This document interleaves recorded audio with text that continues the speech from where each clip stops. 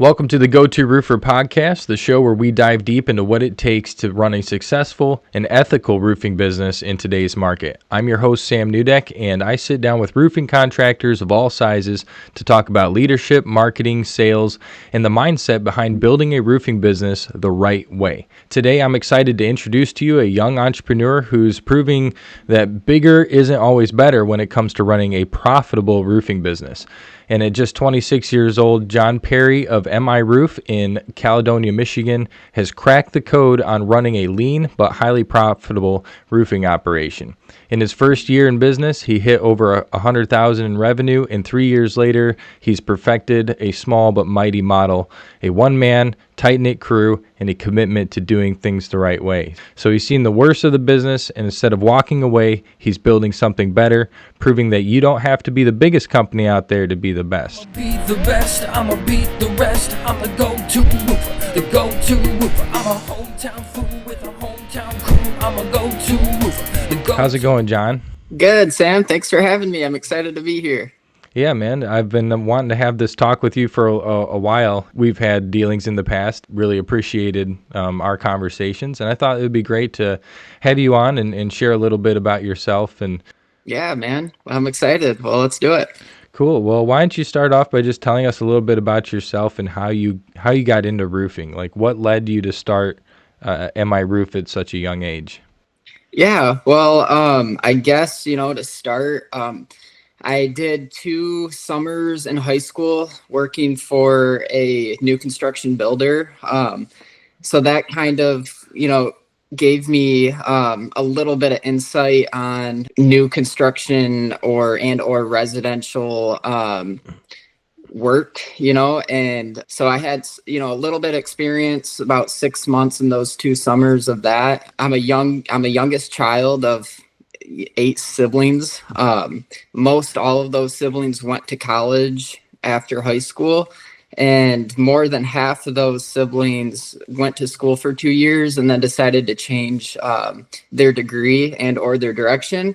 And so, my senior year, I was trying to, figure out what to do, and whether it's college or work or what. And I really didn't have anything as far as a career goes, like, this is what I want to do, and college is going to help me get there. So yeah, instead of I fell for that lie before, and I even finished college, but like the whole time through, I'm thinking, what's the point of this? Like, where is this going to end up? Yeah, and I'm by no means hating on colleges. I think that if you have a career in mind, that that's what you want to do, and college is going to take you that route, then it's an investment for your future and for your career. So as far as me, though, I didn't have that. I wasn't for certain on, this is what I wanted to do. So I decided to, I was already making a little bit of money in those summers in high school. So I decided to, just jump right into the working force. And I actually went up to the Upper Peninsula right after high school.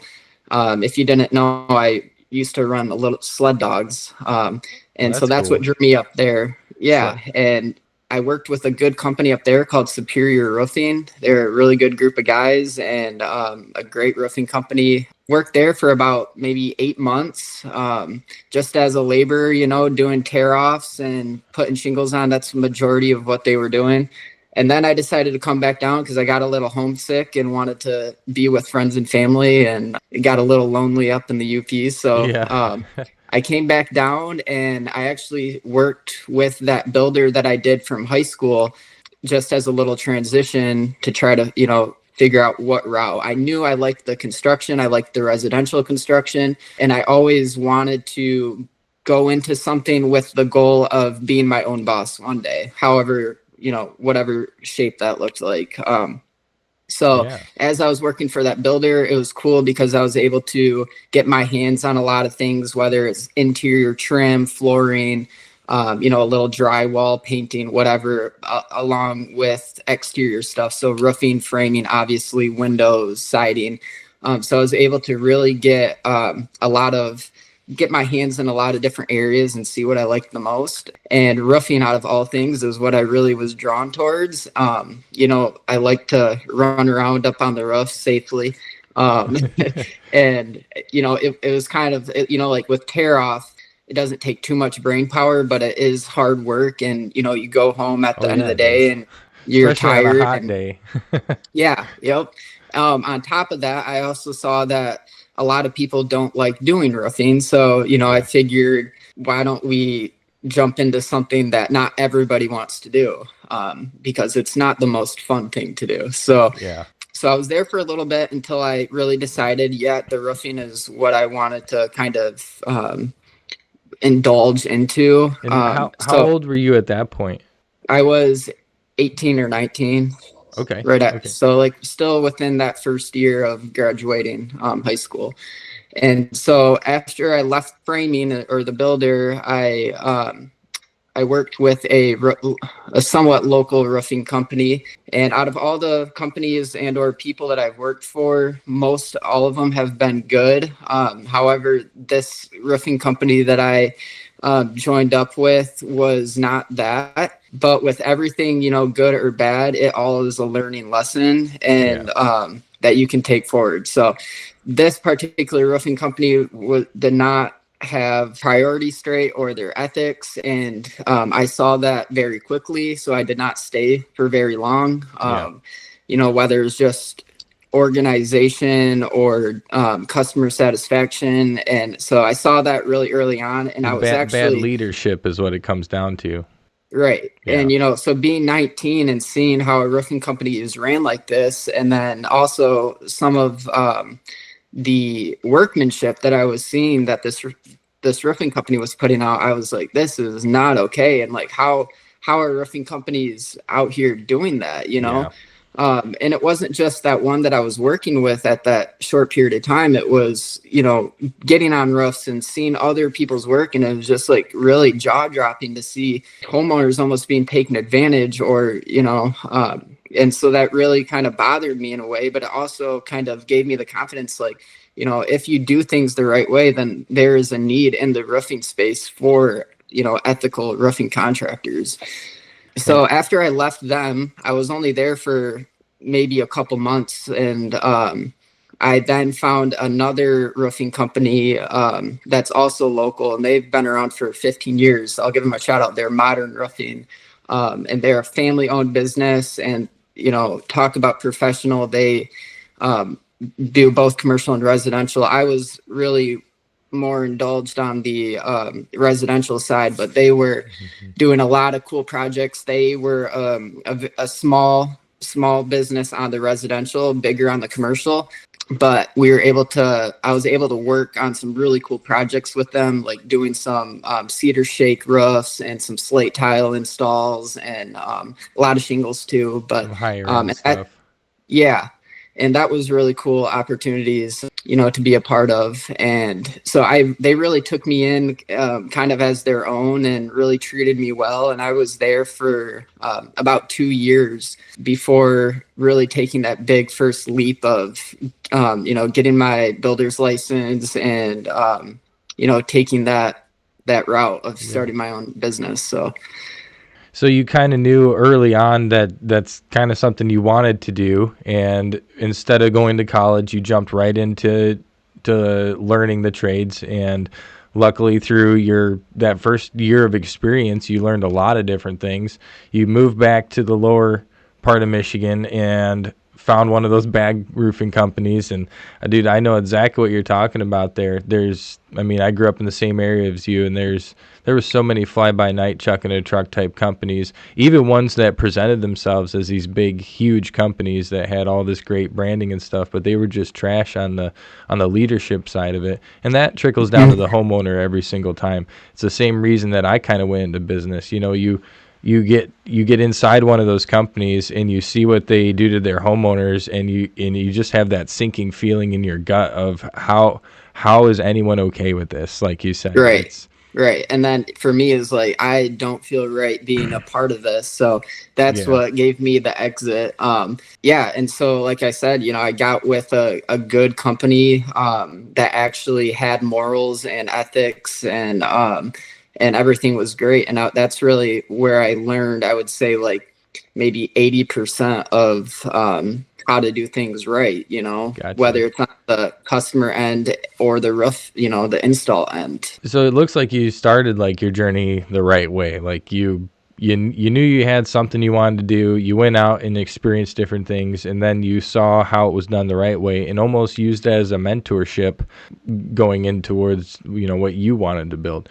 What was you mentioned you got your builder's license. How did you break away from that company? Did they know that you were leaving, or did you just kind of jump ship, or how did you make that decision to go out on your own? Like I said, they really did bring me in as like one of their own. And to this day, I still stay in contact with those guys. So there was absolutely no hard feelings. I actually would still do some side jobs with them the past, few years. So they were super cool. Obviously they were sad to, have me go.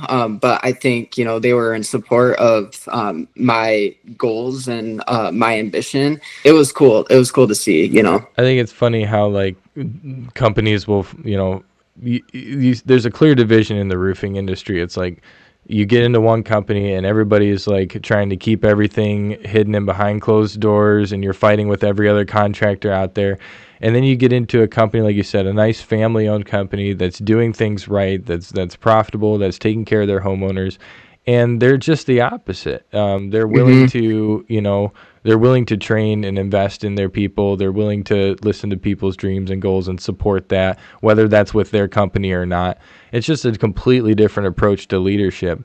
And I find that the companies I enjoy working with the most are exactly like that. For sure. It's people driven and not money driven. So you jumped out of that, started your own company. Was it in the same area? Yeah. Yep. So, Modern, they service all Grand Rapids, but yeah, the first couple years, especially, I really survived off of repair work and small jobs. And, that's part of the thing that's cool is, not only did I know roofing, but if I needed to do some trim work or, to make things, keep the wheels turning, then, I could do that. So the first couple of years were definitely, a little bit of a struggle, but, I just kept at it, and that's what we're So walk us through how you made $100K in your first year in business, which is phenomenal for someone at your age just jumping out and starting a business. So what were some of the things that worked, and like how did you land your first few clients? Were they referrals? Did you go out and door knock? Were you running ads? How did that original getting started, how did that go for you? Yeah, I would say, like, honestly, probably 80% or more is referrals, word of mouth. So it started out with, friends of family, hitting up your warm network. Yeah, yep. So that was definitely the start of it. And then, I really utilized Facebook a lot and getting into community pages. Those have definitely been an awesome source of leads, and just being genuine. So a lot of times you'll get somebody posting, I need a chimney to get looked at, that's leaking, or I have some shingles blown off or whatever. And, instead of just commenting, MiRoof, reach out to us, like I would actually click on their name and type up a nice message. Hey, I'm Jon with MiRoof. I saw you're just looking, I'd be interested in helping, or, whatever. And that, I think, really personalized it, versus, just kind of sitting in the back saying like, hey, like, give us a call if you want. Like, no, like getting in front of them. I feel like in those community groups are so underutilized. It's like, a lot of contractors are using those groups, but they're using them the wrong way. They're just posting there, hey, here's our deal of the month, or hey, if you need a free inspection, here's our number. And it continues to feel salesy. But the approach that you're talking about is not really like being in the group to promote your business, but being in the group to add value, to help when there is a need. And then not just, because I think people are afraid to post sometimes because they know they're going to get 50, 60 comments with a recommendation for somebody. But taking that extra time to understand who they are and then reach out to them one-on-one. There may be 50 comments underneath the post, but maybe 2 or 3 people actually took that extra step, and that's what it takes to win their trust. So that's awesome, man. Way to leverage some digital channels early. Yeah, and one thing I might add on to that is, the first couple years especially really set up a good foundation. And what I was doing, we definitely did more repairs than roof replacements those first 2 years. And, repairs aren't necessarily the most profitable, but what you're doing is you're creating a reputation, but you're also, I can't speak for all, but a lot of times in what I've heard from homeowners is saying, they've had 2 roofers come out and they both said that we need a full roof replacement. And, in some cases, yeah, that might've been true, but a lot of times, those bigger roofing companies don't want to look at repairs, because there's not enough money in it. And to me, it's like, if a roof is repairable and these homeowners only want that one problem taken care of, let's give them what they want. And then let's be their roofer from here on out. And that's where the money is. And that's what they've got backwards is like, yeah, pushing full replacements is going to give you a bigger, return. It's going to give you a bigger commission as a salesperson, et cetera, et cetera. But is that really what the homeowner needs?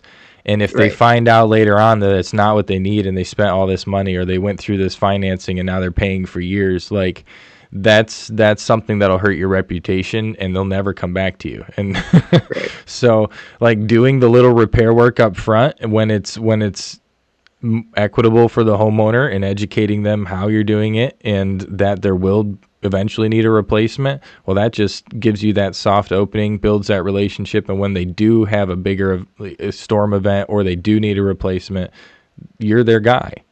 Yeah, for sure. And I can't tell you how many, whether it's repairs that I've made on the same roof turned into roof replacements, and or doing a repair for somebody and they have a family or friend that needs a roof replacement.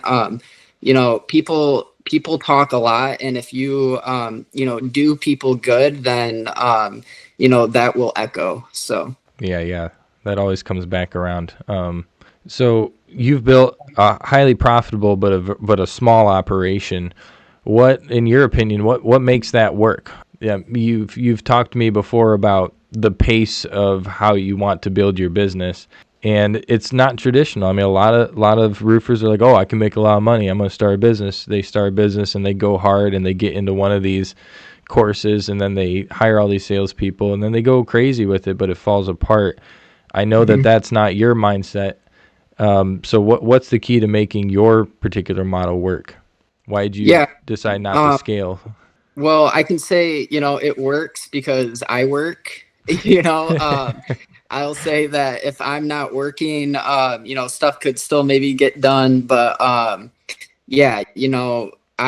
do wear a lot of hats, and I know that.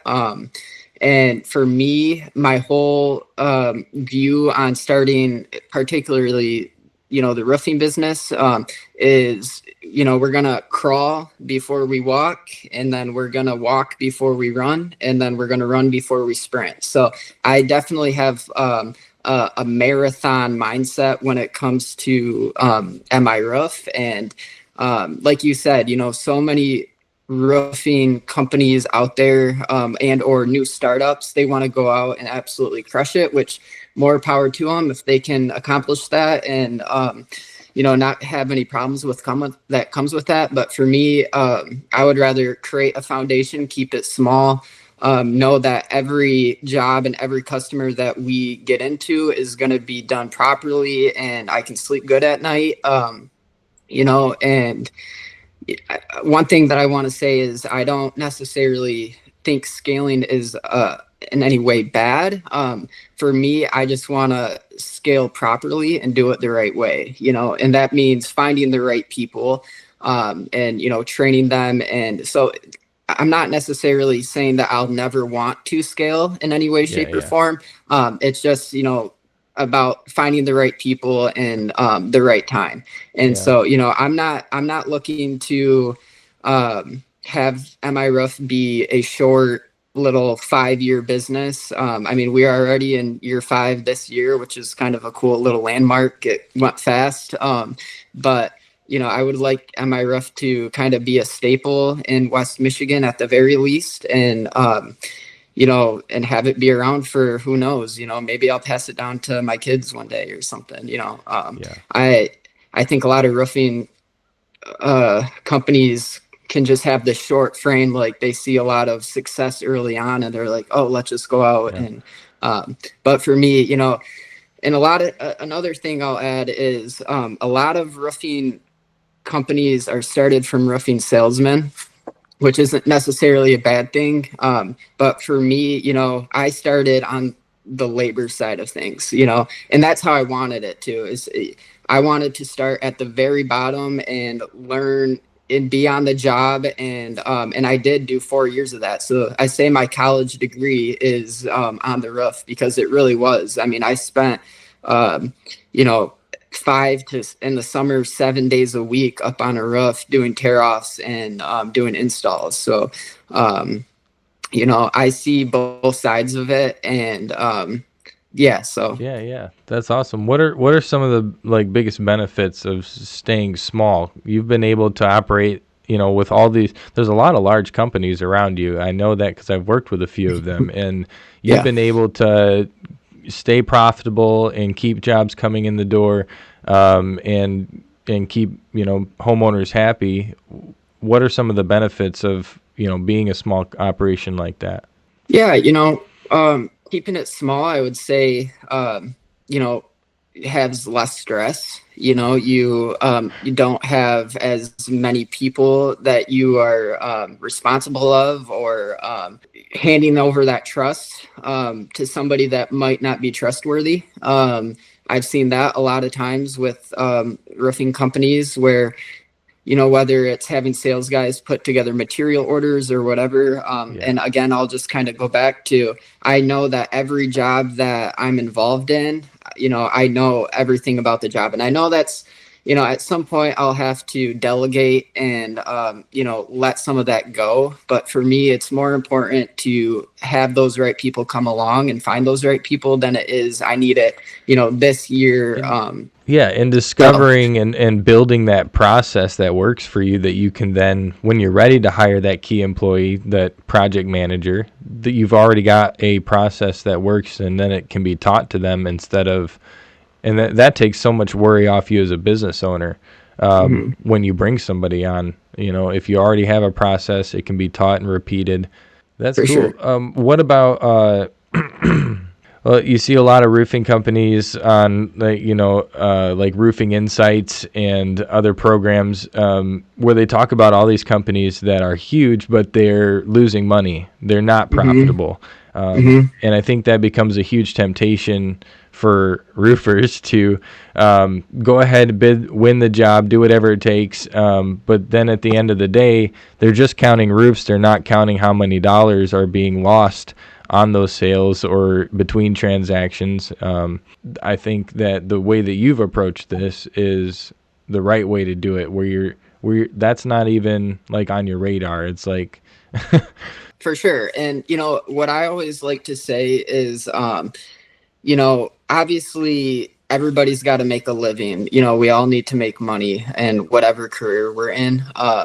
But the way that I really look at it too is with the roofing, a lot of people want to be a roofing owner or be in the roofing sales because it will make you a lot of money and you can drive around nice, sports cars or whatever.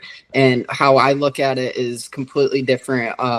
And it's, whatever business model you look at, whether it's a gas station, a grocery store, if you do things the right way and put your customer satisfaction at the pinnacle, then the money will follow and you will be successful. So and that's my main focus, is doing things the right way, being ethical, morally sound, and treating people the way that I would want to be treated. And that's kind of been MiRoof's slogan, is treating your roof like it's my roof, Yeah. Because I love that. That's good branding. So we've talked about how you're passionate with helping homeowners avoid bad contracts, bad deals. What are some of the biggest scams or some of the shadiest tactics that you've personally seen? Would you be willing to share a story? Yeah. Well, it's actually, it's crazy on how often this happens across the country. I've heard of contractors going to multiple states and doing this same process or the same scam, and it's really just crappy, so a lot of times companies will ask for a deposit, or if it's an insurance job, they'll require the first insurance check.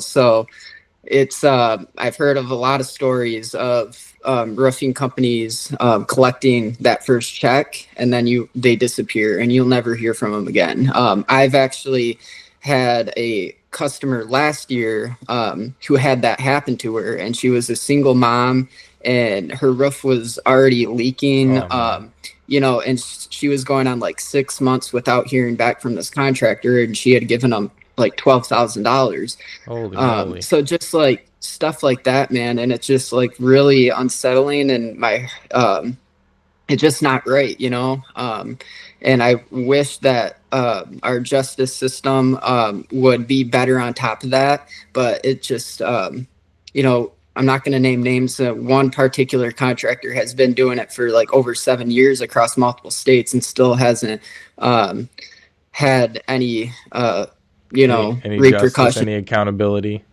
Exactly. So It's a crazy thing. The number one advice as far as homeowners I could give is trust your gut. Definitely, that's why word of mouth is so prominent, at least in West Michigan, is people trust their friends and family. And it's, it can happen. And you really gotta trust your gut on who you're working with and dealing with. And So what do you think sets apart an ethical roofer from the rest, and like what makes a good deal versus a bad one from a homeowner's perspective? Yeah, I would definitely say, for one, hiring a contractor that if there is a deposit or anything exchanged, that they will follow up and actually do what they say they're going to do. That could be a start. Secondly, I would say working with a contractor or roofer that has the knowledge and experience and the ambition to want to do good work, where they're viewing the job as, okay, what am I working with? How am I going to do it? Versus, yep, let's get this job and collect that paycheck, and it can be difficult because people have silver tongues and they can speak really good and nice. But, going back to working with that one contractor who was bad business when I was really young, I was, only 19 years old, and I had, spent maybe at that point a couple years in the roofing industry, and hearing how he would talk to homeowners too. That was also jaw dropping, because it's like, this guy doesn't even know what he's talking about. And here are these homeowners that are just oblivious to it, and trying to bully them into the sale, pretty much. Right. Exactly. Yeah. So, it can definitely be a tough one. I would definitely say do your due diligence on research of who you're working with. Look at reviews, because whether that's Google or Facebook, a lot of times if there's a disgruntled customer, you'll see it in the review. And, not to say that if any bad review, I know there's some Karens out there, that are unreasonable and never happy. But for the majority part of it, the contractor you decide to work with should have a positive review, Yeah. And that's important when it comes to marketing, is to like get those reviews, like work that into your sales process, so that, Mhm. because like word of mouth, like you're saying, is one of the most powerful things. And so even if somebody, recommends their brother who does roofing or whatever, it's like you still got to check them out these days, because you don't know if they're good or not. And collecting those reviews and having customers be able to get a recommendation, go online, look you up, and see that you've got 30, 40, 50, 100 reviews, and most of them are good ones. That's what's Mhm. gonna. That's the modern word of mouth. You know, Yeah, big so time. that's huge. What are, let's just a few more questions here before we part ways. But what's the biggest lesson that you've learned in the last 3 to 5 years of running MiRoof? If Um, you could boil it down to just one nugget of wisdom. I would probably say believe in yourself. Yeah. I would say that's probably pretty big because I mean, if you don't believe in yourself, why are you doing it? And you probably shouldn't be doing it if you don't believe in yourself. But also, or that could fall in the lines of not giving up. When those years aren't the greatest, especially those first few years, where you do want that some success, and or things, I've had plenty of weeks where I wouldn't get a phone call in those first couple of years, and it's like, here I am, I could be working for somebody else making a paycheck, and I'm sitting twiddling my thumbs, trying to get something to happen, or something to come up. So I would definitely say believe in yourself, and you also have to be proactive, though. You can't just sit around and wait for opportunities. You have to be looking for opportunities. You gotta be And hungry. yeah, exactly. I can't say that I'm have been the best at door knocking, which I do know is a good way to get out there and stuff. But yeah, if I didn't believe in myself, then I would have just wrapped things up that first year and called it, and other people too, whether it's friends, family, having people in your corner. So when things aren't going good, having another person that say, just ride it out. Like, Yeah. that huge too, to have a good circle of people. Yeah, And one building your thing too, network. yeah, yep. And I'll say too, I just want this in here, Sam, is, I am kind of a one-man show when it comes to sales and managing and all that. But I do have a really awesome crew for the roof replacements, and I've got a couple guys that will help me on smaller jobs or repairs. And without them, I definitely wouldn't be, the success that we've had thus far. Yeah. So it definitely, whether, you're one sales guy or whatever, it takes a team to, with the same goals in mind. And, it's been fun, but Yeah. I'm picking that up a lot. It seems like, these guys that want to do it all themselves, just themselves, and maybe, a brother or a friend or whatever. You've got to learn early on that, hey, I need a team behind me that's bigger and better than what I could be alone. And whether yeah. that's an admin assistant that can do, the mundane tasks for you while you're out on the roof, or it's like what you've done where you've got a really solid project, like a team manager and a team that you just have to take care of the homeowner and plan that job and do it right. And you don't have to worry about the fulfillment. Having those key leverage points in place early on is good advice. Yeah, for sure. So For what do you sure. think And the future of the roofing industry looks like? yeah, that's a good question. I don't foresee any robots installing roofs quite yet. They're getting close. I've seen Yeah. that there's some machine that can install shingles with like lasers and Oh cameras gosh, and all I'd be that. afraid of that. It's like watching those robots mow the lawn. It's like Yeah. that's not a straight line. Yeah, exactly. No, my hope is, at least for the roofing industry in the future, is to see more, ethical practices going on. I I hope that there's less, people out there trying to scam other people. You know, I think that there's some cool, we've seen drones being used a lot, whether it's for inspections or measurements, even like satellite imagery. Those first year I would hand measure every single roof and would spend a lot of time, and whether I would get that job or not, it was time consuming, so being able to have technology like Hover or, and then on top of that, using CRMs to manage. So that way, if you do have, a big amount of customers that you have to get through in that given year, you can stay organized. And so I'm excited to see on the technology side of it, where it's going, where that may lead. So yeah, I think there's a lot of innovative stuff that's hitting the roofing industry. And yeah, there's too many contractors that aren't leveraging like a CRM or anything yet. I know that you've been using our CRM for a few years now, and it's been helpful just even as a small startup, having that all documented in one place and being able to do it from your phone. Like, that's easy. Big time. Awesome. Because I still know a lot of people that are in the trades, and they have got a big notebook with everything in it, and that's how I started. And I still have notes that I'll write down for jobs or customers or whatnot.